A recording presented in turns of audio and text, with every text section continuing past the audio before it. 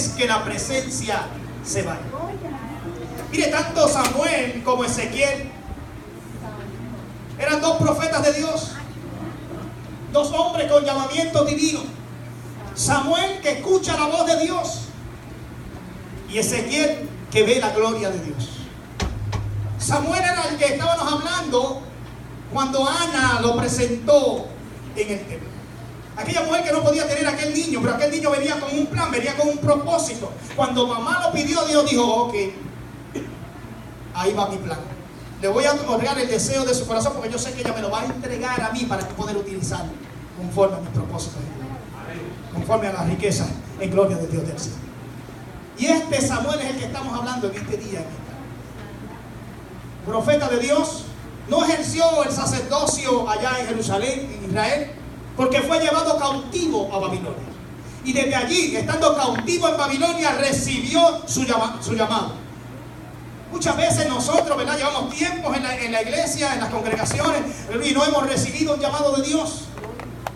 Hasta que llega el momento propicio, el momento de Dios, y nos hace el llamado. Pero en el interín muchas veces pasamos por vicisitudes, pasamos por pruebas, circunstancias, situaciones, y nos sentimos cautivos. Y creemos que no somos capaces y que Dios no nos va a llamar aún estando en esa condición. Pues se pasa que sí. Porque Ezequiel fue llamado estando en los cautivos, junto al río Quebar. Y allí, junto al río Quebar, vio la gloria de Dios. Mire, hay veces que tenemos problemas, situaciones, bendito sea el Señor, y queremos, ¿verdad?, que Dios intervenga inmediatamente en medio de nuestra vida. ¿Por qué no clamamos primeramente porque la presencia de Dios venga a nuestras vidas? ¿Por qué no clamamos para que la gloria de Dios sea derramada sobre nuestras vidas? Tener visión de Dios, conocer cuál es el propósito de Dios, aún en medio de la enfermedad, aún en medio de la situación.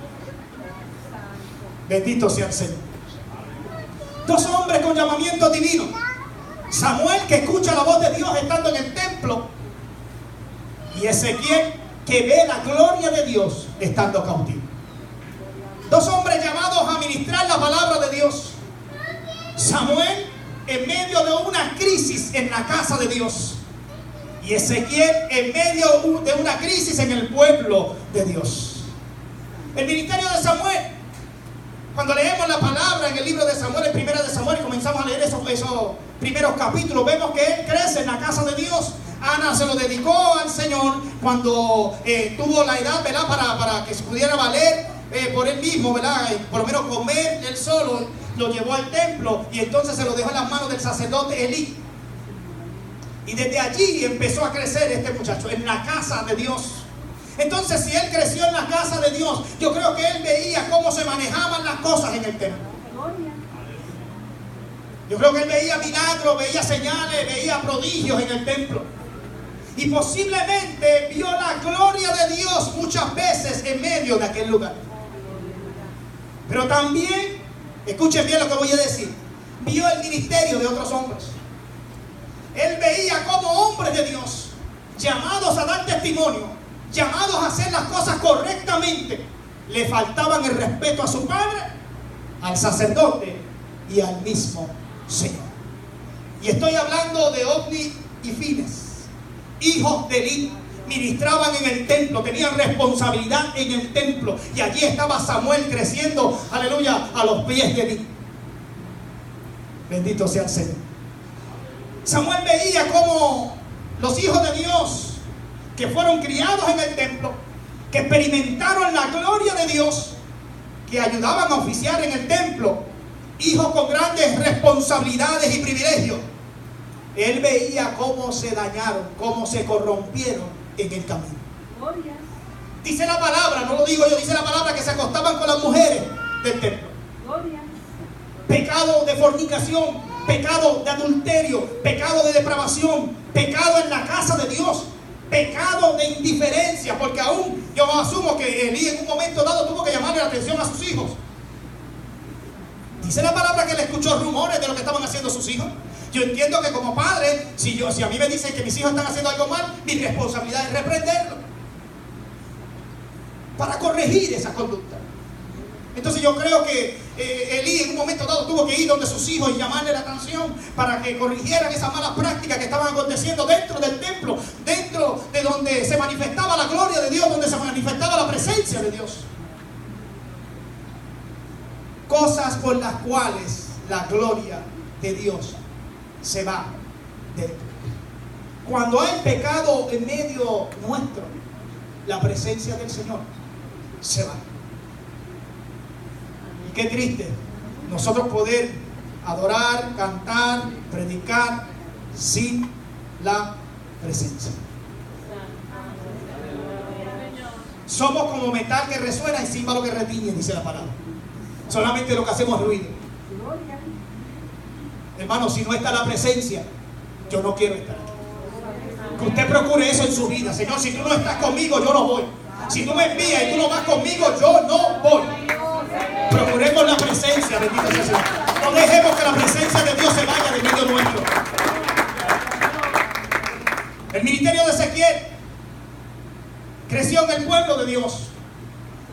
Veía lo que acontecía entre el pueblo de Dios. Y estando entre los cautivos, recibió el llamado de Dios. Vio los cielos abiertos. Vio visiones de Dios. Vio la gloria de Dios en aquel lugar. Vio la mano de Dios que se posó sobre él. Pero también vio cómo Dios le reveló la situación de los hombres de Israel. Hombres del pueblo siendo rebeldes. Hombres del pueblo siendo desobedientes. Un pueblo que se había alzado, se había airado en contra de Dios. Yo diría un pueblo mal agradecido, porque no se recordaban cuando estaban en Egipto, que Dios los libertó de la mano de Faraón. Dios abrió una brecha en el mar para que ellos pudieran cruzar, aleluya, para salvarlos y protegerlos de la mano del enemigo. Pero este pueblo se había olvidado de esas grandes maravillas que Dios había hecho. Un pueblo intransigente que se resistía, terco y duro delante de Dios, a pesar que la presencia de Dios siempre estuvo con ellos. La palabra de Dios, mire, le fue dada a través del profeta. Ese pueblo no tenía excusa. Nosotros como pueblo de Dios no tenemos excusa. ¿Cuántas veces nos han hablado? ¿Cuántas veces nos han administrado a través de esta maravillosa palabra? Para que nosotros, mire, nos volvamos a Dios. Volvamos nuestro corazón a Dios. Pero muchas veces nos olvidamos que ha hecho Dios por nosotros. Y tenemos que inclinar nuestra mirada hacia atrás y ver qué Dios ha hecho en medio de nuestras vidas. Y ser agradecidos delante de Dios del cielo. Mire, las advertencias a Israel no tan solo le fueron dadas, sino que le fueron ilustradas para que se arrepintieran de sus pecados. Porque si había alguien que era ilustrativo, era este profeta llamado Ezequiel. Ya él no usaba parábolas como Jesucristo, sino que nos ilustraba, nos dejaba ver. ¿Se recuerda la predicación que yo traje de las dos águilas? Bendito sea el Señor. Ese era el profeta de Dios. Llevaba el mensaje para que el pueblo se arrepintiera. ¿De qué? Pecados de indiferencia, pecados de idolatría. Yo siempre lo he dicho y lo sigo mencionando y lo seguiré mencionando. Todo aquello que ocupa el lugar de Dios en medio de nuestra vida es idolatría. Aún nuestro trabajo, si nuestro carro nos quita el tiempo de Dios, si el trabajo nos quita el tiempo valioso con Dios, si nuestros hijos nos quitan el tiempo valioso con Dios, si nuestros nietos nos quitan el tiempo valioso con Dios, eso es idolatría. Cosas por las cuales Dios aborrece. Abominaciones delante de Dios. Acciones detestables delante de Dios. Pero todo llega a su fin. Por eso el pueblo fue llevado a cautiverio. Dios llevó cautivo el orgullo de esa gente. Llevó cautivo la justicia. Llevó cautiva la violencia. Llevó cautiva la maldad del pueblo de Israel. Cosas por las cuales la presencia de Jehová se va del pueblo llamado a servir.